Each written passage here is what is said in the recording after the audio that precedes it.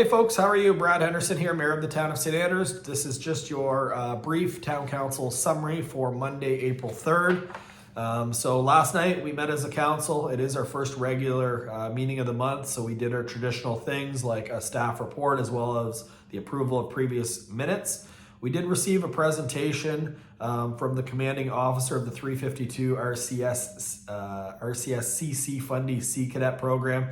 So that is Aaron Bennett, along with Chief Sadie. They updated us on what the cadets do, what the program looks like, and answered any questions. So it was a great way to share awareness, not just for town council, but for the community in general. So it's good to have that presentation.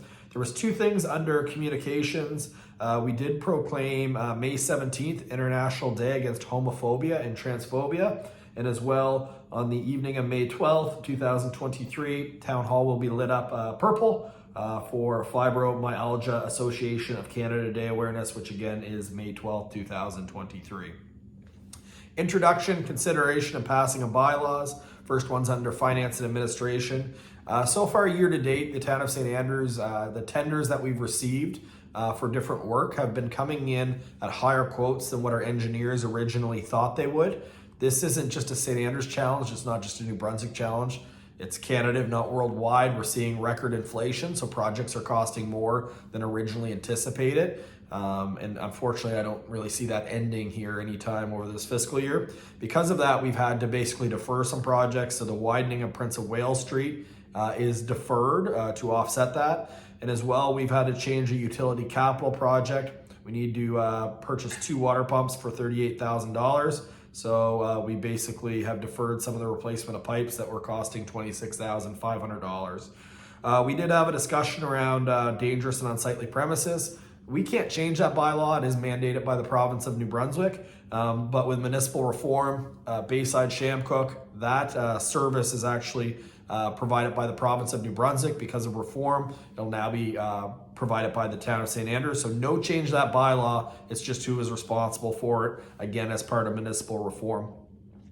Council did go to the second reading of a bylaw related to the tourism accommodation levy. It's an existing bylaw we have. There is some changes to it, including the geography, also the rate, and some other changes with a partnership with Explore St. Andrews. That did go successfully to second reading. You can expect the third reading at the next council meeting. We also had a discussion on the Heritage Board and Heritage Bylaw. We are very thankful that a number of individuals in our community have raised their hand to offer for the Heritage Board. We just want to do the extra step to do interviews with the candidates to make sure that we have the right people on the bus to drive this process, and also to make sure that they are within the right scope of what the Heritage Bylaw is and it isn't. Again, this is just for the historic downtown, is the, I guess you could say, the view that this town council has. And then, of course, the tourism accommodation levy. Explore St. Andrews is required to have their budget approved annually, and that was done last night. There's going to be a program I'm really excited about in the community. There is a memorial banner program which will be in support of our local Legion, which is Passamaquoddy Branch 8. And what they're going to be doing is, you see it in other communities, some of the veterans and those who serve are on different telephone poles, power poles.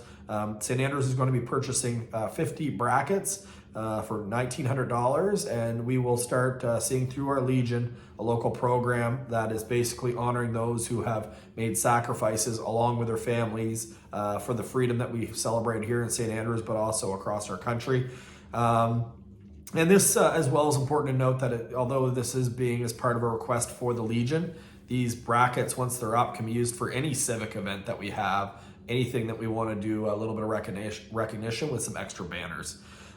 We did appoint another building inspector, John Raymond Cliff, who does work for the Southwest New Brunswick Service Commission. They do our building inspection, but we do have to give them the authority to do it within our community. That was done, and then there was a subdivision plan for just basically one, I guess you could say, one unit for Henry Hansen that was approved by council.